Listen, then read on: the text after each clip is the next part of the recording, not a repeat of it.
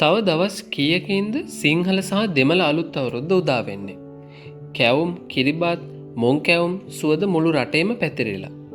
හැබැයි මේ සතුට අස්සේ ලොකු බයකින් ඉන්න පිරිසකුත් ඉන්නවා. ඒ තමයි දියවැඩියාව, ප්‍රෙෂර් එහෙම නැත්නම් කොලෙස්ටරෝල් තියෙන අය. මට මේවා කන්න බැරි වෙයිද? කෑවොත් ලෙඩ වෙයිද? මේ ප්‍රශ්නය ඔබටත් තියෙනවද? බය වෙන්න එපා. අද මම කියලා දෙන්න යන්නේ මේ ලෙඩ රෝග පාලනය කරගෙන විද්‍යාත්මකව කොහොමද අවුරුදු කෑමවල රස විඳින්නේ කියලා. ඉතින් මේ වීඩියෝ එක වැදගත් වෙයි කියලා හිතෙනවා නම් රැඳිලා ඉන්න. මේක ඔබේ ජීවිතේ සෞඛ්‍ය සම්පන්නම අවුරුද්ද වෙයි. අපි කන කෑම පිළිවෙල අපේ රුධිරයේ සීනි මට්ටමට කෙලින්ම බලපානවා. විද්‍යාත්මකව ඔප්පු කරලා තියෙනවා ඔබ මුලින්ම තන්තු අඩංගු කෑමක් කෑවොත් ඊට පස්සේ කන සීනි සහිත කෑම රුධිරයට උරා ගන්නා වේගය අඩු බව. ඉතින් කැවිලි මේසයට යන්න කලින් නැවුම් එළවලු සලාදයක් හෝ කොළ කැඳ වීදුරුවක් බීම ඉතාම වැදගත්.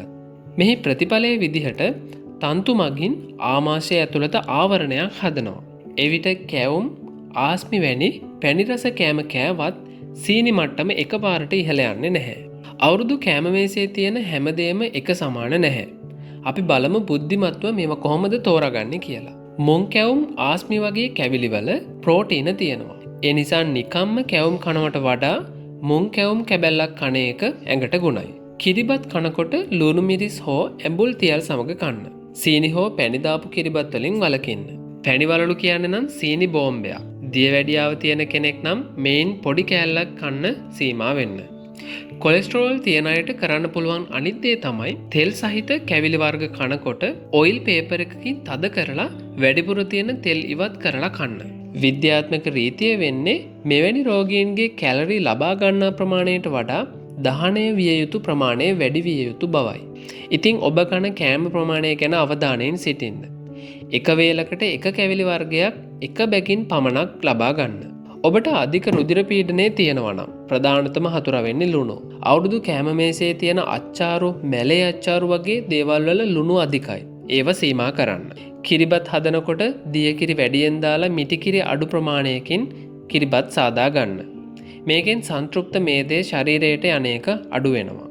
සීනි වෙනුවට කිතුල් පැණි භාවිතා කළත් එහිත් කැලරි ප්‍රමාණය ඉහළ නිසා ඒ ප්‍රමාණයන් ගැන සැලකිලිමත් වෙන්න. කැවිලි කෑවා කියලා පසුතැවිලි වෙන්න එපා. ඒ වෙනුවට ක්‍රියාත්මක වෙන්න.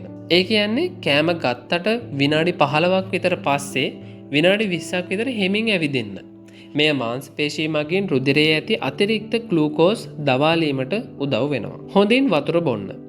පැණි බීම හෝ කෘත්‍රිම බීම වෙනුවට තැඹිලි වතුර වීදුරුවක් හෝ පිරිසිදු ජල වීදුරුවක් පානය කරන්න. බෙහෙත් බොන්න අමතක කරන්නත් එපා. අවුරුදු කලබල අස්සේ දියවැඩියාවට හෝ ප්‍රෙෂර් එකට ගන්න බෙහෙත් වේල මග හරින්න එපා.